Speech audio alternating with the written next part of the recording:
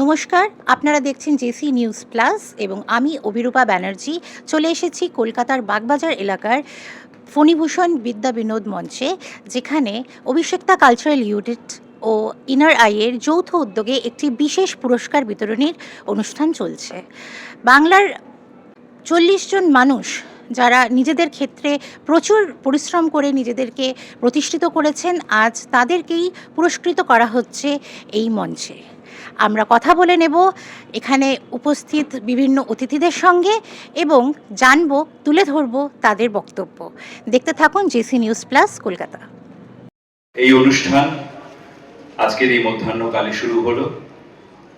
আপনারা যারা বিভিন্নভাবে বিভিন্ন আঙ্গিকে সমাজের বিভিন্ন স্তরে নিজেদের প্রতিভা, নিজেদের ভাবনা চিন্তাকে মানুষের কাছে তুলে ধরছেন, বিকশিত করছেন, যারা আমাদের অত্যন্ত আপনজন, যাদের আমরা আজকের এই সোশ্যাল মিডিয়ার যুগে ভীষণ আপন করে নিয়েছি, তাদের সকলকে সম্মান জানানো, শ্রদ্ধা জানানো, সেই উদ্যোগেই আজকের আমাদের বঙ্গ শিরোপা সম্মান। সেই সঙ্গে আমাদের অত্যন্ত ভালোবাসার মানুষ, কাছের মানুষ এবং শ্রদ্ধার মানুষ অভিনেত্রীরা আছেন, আমাদের বিশিষ্ট সাংবাদিক স্নেহাশিসদা আছেন, তারা আসছেন। ইতিমধ্যে আমাদের মধ্যে উপস্থিত হয়েছেন শুভম চৌধুরী, উপস্থিত হয়েছেন স্বরলিপি লিপি এবং শব্দবাজির তন্ময় রায় চৌধুরী। আমাদের আজকের অনুষ্ঠানে আরো একবার আপনাদের স্বাগত জানিয়ে এই অনুষ্ঠানের মুখ্য উদ্দেশ্য নিয়ে বলবার জন্য মঞ্চে আহ্বান করছি শ্রীমতী কৃষ্ণকলি বসুকে।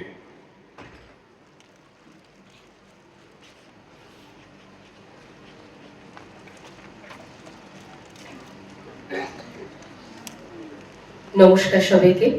মঞ্চে যারা রয়েছেন, সঙ্গে আমাদের ভুবন চট্টোপাধ্যায়,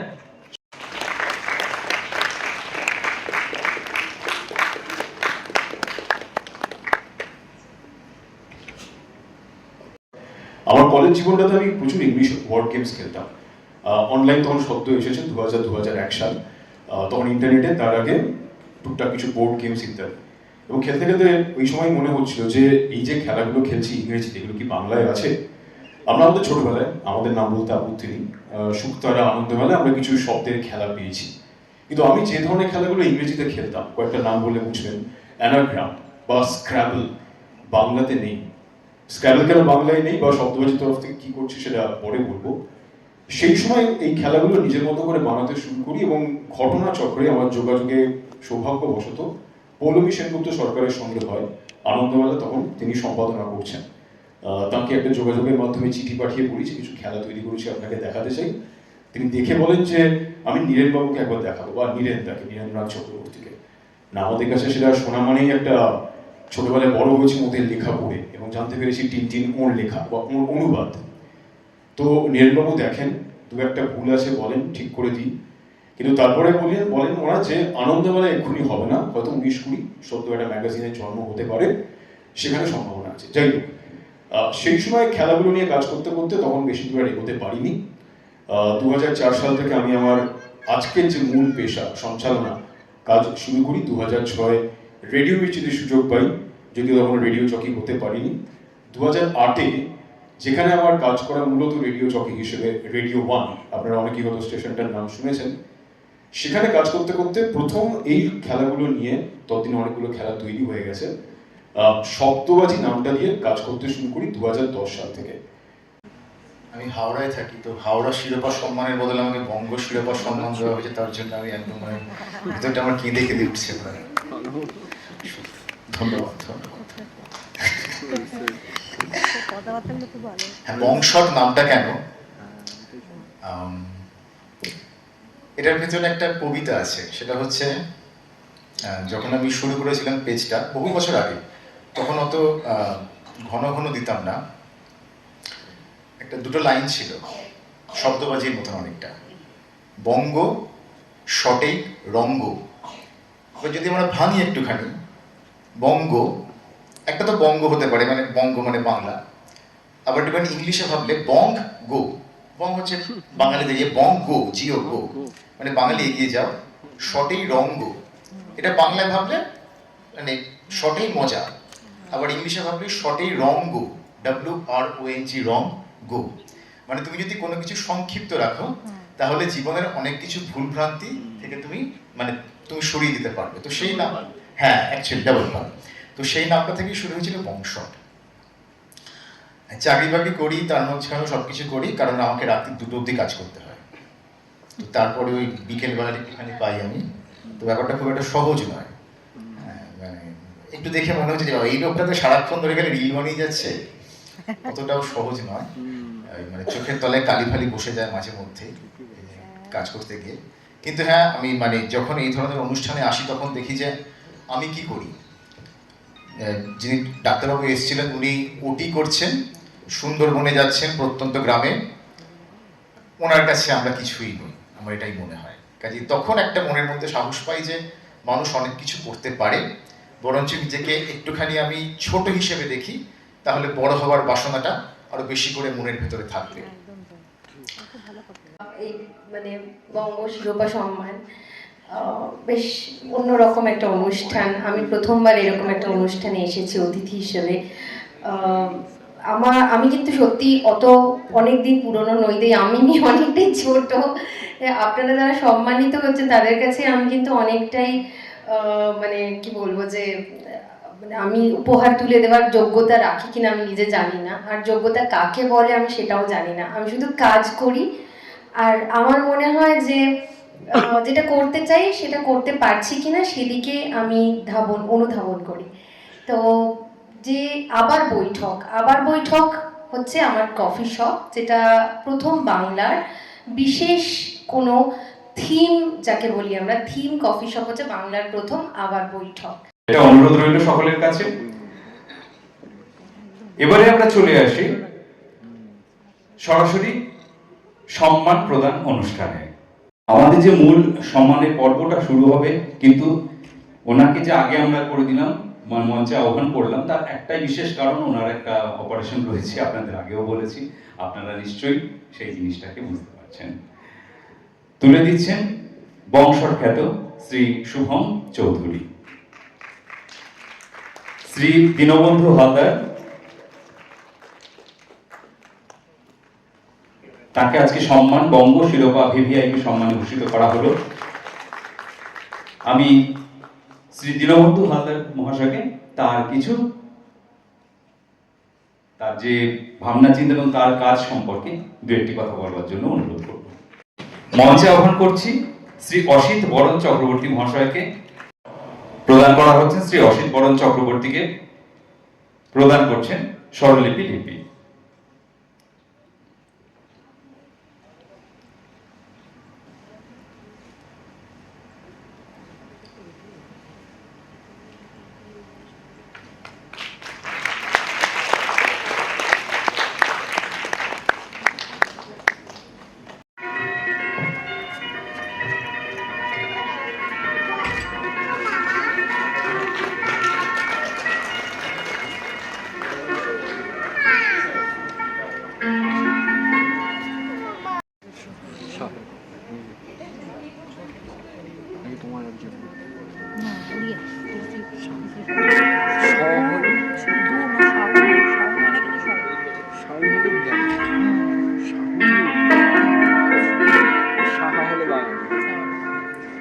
উত্তরীয় পড়িয়ে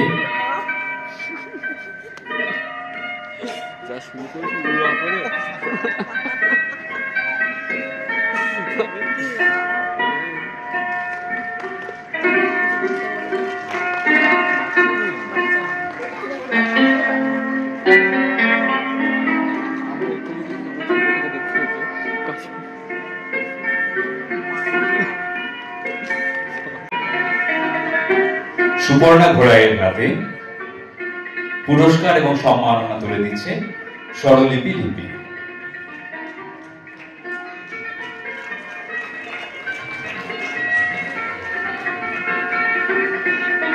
বঙ্গ শিরোপা সম্মান 2026-এ আমাদের মধ্যে এই মুহূর্তে উপস্থিত হলেন আমাদের আজকের বিশেষ অতিথি আমাদের অত্যন্ত কাছের মানুষ শ্রীমতী অনামিকা সাহা মহাশয়া। আর একবার স্বাগত জানাই।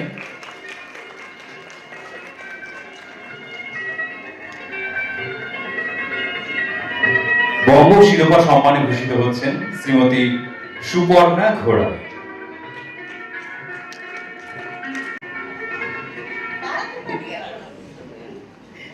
অনেক কষ্ট করে দাঁড়িয়েছি তো, সেই জন্য আর বসার ইচ্ছে অত নেই, দাঁড়িয়েই থাকবো। সবাইকে, উপস্থিত যারা আছেন, আমার আন্তরিক ভালোবাসা, শুভেচ্ছা, অভিনন্দন। আমার অনেক দিন আগে কৃষ্ণকলির সঙ্গে দেখা হয়েছিল, অনেক বছর আগে। তো কৃষ্ণকলি আমি ভুলেই গেছি, হঠাৎ একটা ফোন গেল দিন 10-15 আগে। ফোনটা আমি কৃষ্ণকলি বলছি, আমি সঙ্গে সঙ্গে মনে পড়ে গেল গানটার কথা। কৃষ্ণকলি আমি বলি, গান ছিল না রবীন্দ্রনাথ ঠাকুরের। তো আমি বলছি, ভাই কৃষ্ণকলি নাম, কে কৃষ্ণকলি? তখন বলছে, ও বুঝতে পেরে গেল দিদি আমায় ভুলে গেছে। তখন বলল যে আমি এরকম একটা অনুষ্ঠান করছি, তো দিদি আমাদের খুব ইচ্ছে আপনি একবার আমাদের ওখানে যদি যান। আর কবে? বললো 5 তারিখ রোববার। কখন? দুপুরবেলা। আমি মনে মনে ভাবলাম রবিবার দিন ছুটি পেয়েছি, তো দুপুরবেলা যাবো। ওই কে কৃষ্ণকলি বললো বাচ্চাদের নাচের নাকি আমি একটা প্রতিষ্ঠান খুলেছি সেইখানে। আমি অত শত বুঝলামও না, কারণ তখন আমি খুব ব্যস্ত ছিলাম। ফুলপিসি এডওয়ার্ডের তখন আমাদের প্রমোশন চলছে, প্রত্যেক দিন হলে হলে গিয়ে গিয়ে সেই সবাইয়ের সমস্ত দর্শকের সঙ্গে আমরা মিট করতাম। প্রায় 12টা হল আমি মিট করেছি, গেছি। তো সেই সময় আমি ভাবলাম না, একটি মেয়ে বলেছে, মেয়েটি হয়তো ভালো কিছু চায়। ও বললো একটা বঙ্গ শিরোপা এরকম একটা দেব। তাই আমি বললাম যে আমি তো বঙ্গনারী পেয়েই গেছি আগেই, হ্যাঁ। তো তাও কিরম মনটার মধ্যে হলো, আমি বললাম ঠিক আছে আমি যাবো 5 তারিখে। যাই হোক, আজকে এসে ভীষণ ভালো লাগছে, এবং ওকে দেখতে পেয়ে আমি চিনতে পারলাম যে আমি ভুলে গেছিলাম। তখনই মনে হলো যে না, বয়স হচ্ছে, কিন্তু আগে মনে হয় না, কারণ আগে তো সেই আগের আমিই রয়ে গেছি। এই সব জায়গায় গেলে মনে হয় ওই হ্যাঁ তো হ্যাঁ এইটা করেছিলাম।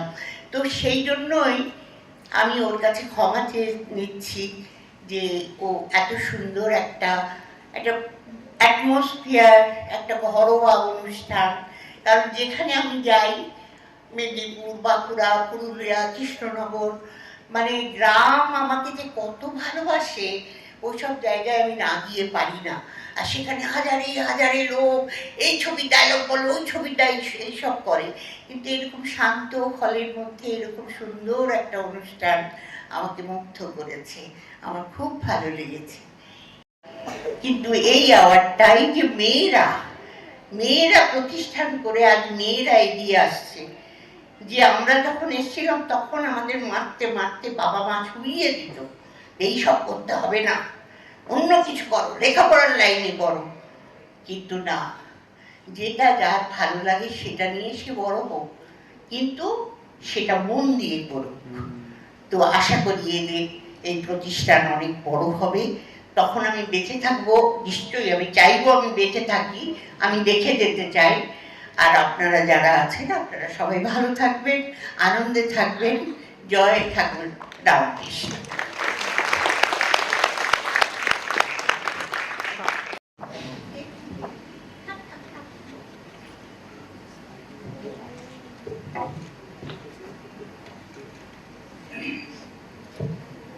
করা হচ্ছে মমতা দেখে সম্মাননা প্রদান করবার জন্য আমরা অনুরোধ করব শ্রী শুভম চৌধুরীকে।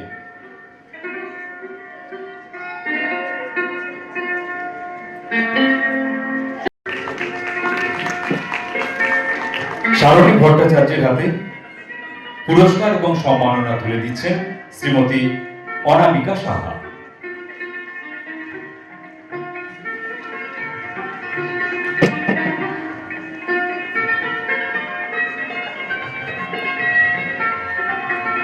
আমার মনে হয় দর্শকদের হাতটা একটু কৃপণ হয়ে গেছে।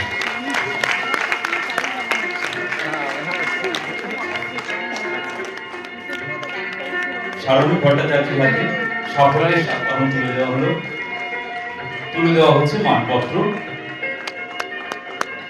এই কাজে এগিয়ে আসছেন, এই শিল্পটাকে নিয়ে নতুন করে ভাবনা চিন্তা করছেন, এটা অত্যন্ত আশার কথা, আনন্দের কথা। অতনু শর্মা ও শিবানন্দ মণ্ডল।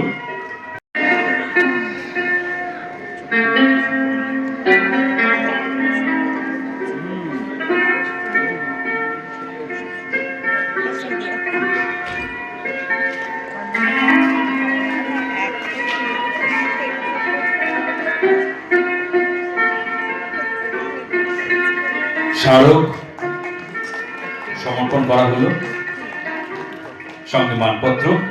বঙ্গ শিরোপা সম্মান 2026-এর অনুষ্ঠানে এসি নিউজ প্লাসে আপনার স্বাগত। আমরা কথা বলছি এখানে উপস্থিত অর্ণা চ্যাটার্জির সাথে, যিনি আজকে পুরস্কৃত হলেন আজকের কালচারাল কমিটিতে। তো আপনি একটু বলবেন কেমন লাগছে আপনার? হ্যাঁ, নিশ্চয়ই আমার ভীষণ ভালো লাগছে, মানে এত সুন্দর একটা উদ্যোগ এবং চারদিকে এরকম চাঁদের হাট এবং মানে আপনাদের সবার ব্যবহার এত ভালো, মানে ভীষণ সুন্দর লাগছে। এবং মানে প্রত্যেকে মানে নিউজ থেকে শুরু করে সবাই মানে কেউ এরকম অক্লান্তভাবে যে মানে আপনাদেরকে কুর্নিশ জানাই, মানে কুডোফ, এইটুকুই। Thank you. কথা বলে নেওয়া যাক আজকের আরেকজন অ্যাওয়ার্ড উইনারের সাথে। নমস্কার, আমি ডক্টর জুহিতা ভট্টাচার্য। আমি কলকাতাতে শ্যামবাজারে থাকি। আমি একজন ক্লিনিশিয়ান হিসেবে নিজের কর্মজীবন শুরু করেছিলাম, তারপরে এখন একটি ফার্মাসিউটিক্যাল কোম্পানিতে মেডিকেল অ্যাডভাইজার হিসেবে কাজ করছি। এই কাজে আমার মেইন যেটা ভূমিকা সেটা হচ্ছে যে নতুন molecule diabetes and obesity related সেই মলিকিউলের প্রচার এবং প্রতিষ্ঠার, সেই প্রসারের জন্য যে clinical development and research related যে কাজগুলো সেইগুলো আমি করে থাকি। এই কাজ করতে করতে আমি উপলব্ধি করি যে যারা এই ক্রনিক কন্ডিশনটার সাথে আছেন, be it diabetes or be it obesity, তাদের মানে আরও অনেক কিছুর সাথে সেই জিনিসটা আসে। It's not very isolated condition, it's a rather organ centric condition, যেখানে আরও অনেক কিছু এফেক্টেড হয় এবং মেন্টাল কন্ডিশন, স্ট্রেস, এই সমস্ত কিছু এটার সঙ্গে ভীষণভাবে ওতপ্রোতভাবে রিলেটেড। তো আমি ট্রাই করছি এই সব কিছুকে এক জায়গায় এনে ইজুমি বলে একটা অর্গানাইজেশন গড়ে তোলার, যেখানে মানুষ যখন ঢুকবে সেখানে আর মানুষ যখন বেরোবে তার মধ্যে যেন একটা ডিফারেন্স থাকে, নট অনলি এস্থেটিক্স বা ওবেসিটি রিলেটেড জিনিসপত্র, তার সাথেও যেটা থাকবে সেটা হচ্ছে মেন্টাল হিলিং। আমি একজন certified energy healer and music therapist, তো সেই জায়গাটার ওপরে কাজ করতে চাইছি যেন একটা total holistic healing and rejuvenation হয়। এটা আমার এইম ফিউচার। তার সাথে আমি একজন রাইটার, আমার বই available, the journey of a silent soul, অ্যামাজনে অ্যাভেলেবল, আর আমি এখনও লিখছি। আর তার সাথে আমি চিত্রশিল্পী, এক্সিবিশনও করেছি কিছু, আর আমি একজন গায়িকাও, সঙ্গীত শিল্পী, গানও করি, স্টেজ ফাংশনও করে থাকি। তো আমি বিভিন্ন ক্ষেত্রে নিজেকে ছড়িয়ে দিতে পছন্দ করি, কোনো একটা জায়গায় কনফাইন্ড রাখা নিজেকে পছন্দ করি না, অনেক কাজ করতেই আমি বেশি পছন্দ করি। তো তাই জন্যই আজকে এই অ্যাওয়ার্ড পেয়েছি এবং এটা পেয়ে আমার ভীষণ ভালো লাগছে। আমি ভীষণ কৃতজ্ঞ অভিষিক্তা কালচারাল ইউনিট এবং এনআরআই ফাউন্ডেশনের কাছে। অভিষিক্তা কালচারাল ইউনিট আর এনআরআই এর ব্যাপারে যদি কিছু বলেন। অভিষিক্তা কালচারাল ইউনিট আর এনআরআই অনেক ভালো ভালো কাজ করে থাকেন। কৃষ্ণকলিদির সাথেও আমার পরিচয় হয়েছে, বেশ কদিনের পরিচয়। ওনারা দুজন মিলে বেশ ভালোভাবে এই পুরো জিনিসটার আয়োজন করেছেন এবং আমাকে যোগ্য বলে মনে করেছেন এই অ্যাওয়ার্ডটি পাওয়ার, সেটার জন্য আমি ভীষণভাবে কৃতজ্ঞ। ওনাদেরকে সাধুবাদ জানাই এবং ভবিষ্যতে ওনারা আরও এগিয়ে যান, এই ধরনের আরও উদ্যোগ হোক। সবাই যারা নিজেদের কাজ করে চলেছেন, অনেক গুণী মানুষ আজ এখানে এসেছিলেন যারা নিজেদের কাজ করে চলেছেন নীরবে, তাদের কথা হয়তো কেউ জানতে পারছে না, কিন্তু এই জিনিসটা, এই বঙ্গ শিরোপা সম্মানের থ্রু দিয়ে তারা হয়তো অনেকের কাছে পৌঁছে যাচ্ছেন, তাদের কাজটা পৌঁছে যাচ্ছে। তো আমি চাইবো যে ওনারা ভবিষ্যতে আরও এরকম উদ্যোগ করুন এবং আরও বেশি তাদের শ্রীবৃদ্ধি হোক ওনাদের অর্গানাইজেশনের। ধন্যবাদ। কথা বলে নেওয়া যাক একজন অ্যাওয়ার্ড উইনারের সাথে। আসুন। নমস্কার, আমি বর্ণালী মুখার্জি, একজন সঙ্গীত শিল্পী, মিউজিক ডিরেক্টর, ভয়েস ট্রেনার এবং মিউজিক কম্পোজার। আমি মূলত আজকে এই বঙ্গ শিরোপা সম্মান, এই সম্মানে সম্মানিত হতে পেরে খুবই আনন্দিত এবং আপ্লুত। এর জন্যে আমি বিশেষভাবে কৃতজ্ঞতা জানাই অভিষিক্তা কালচারাল ইউনিট এবং ইনারাইকে। এছাড়া আর যদি কিছু বলার থাকে। অভিষিক্তা কালচারাল ইউনিট ও এনআরআই এর ব্যাপারে যদি কিছু বলেন। কিছু বলার মানে দেখুন, আমি আমার কাজটা গত 20 বছর ধরে করছি। মানে আমি অনলাইন এবং অফলাইন দুভাবেই গান শেখাই, ভয়েস ট্রেনিং করাই, তো আর মিউজিক থেরাপিও করাই।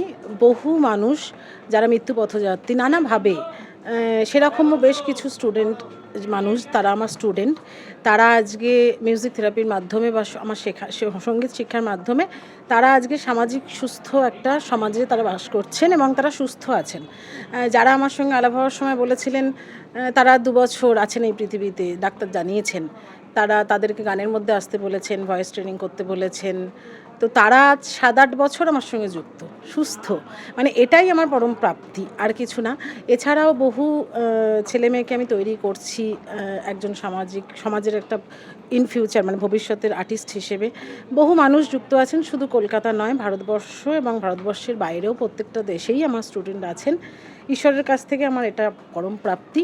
আর অভিষিক্তা কালচারাল ইউনিট এবং ইনারাই, তারা এই যে আমি যে বলতে পারছি আমার এই কথাগুলো, এই যে সুযোগটা তারা করে দিয়েছেন, এই জন্যে বিশেষভাবে আমি তাদের কাছে কৃতজ্ঞ। এবং মানে এবং সবাইকে বলতে চাই যে এই যে এনারা এই কাজটা করে যাচ্ছেন, এটা যেন আরও হয় এবং বহু মানুষ, আমাদের মতন এরকম বহু মানুষ, তারা যেন সমাজে উঠে আসতে পারে, তারা যেন সমাজের একটা পরিচিতি লাভ করতে পারে, এটা অবশ্যই আমার কাম্য।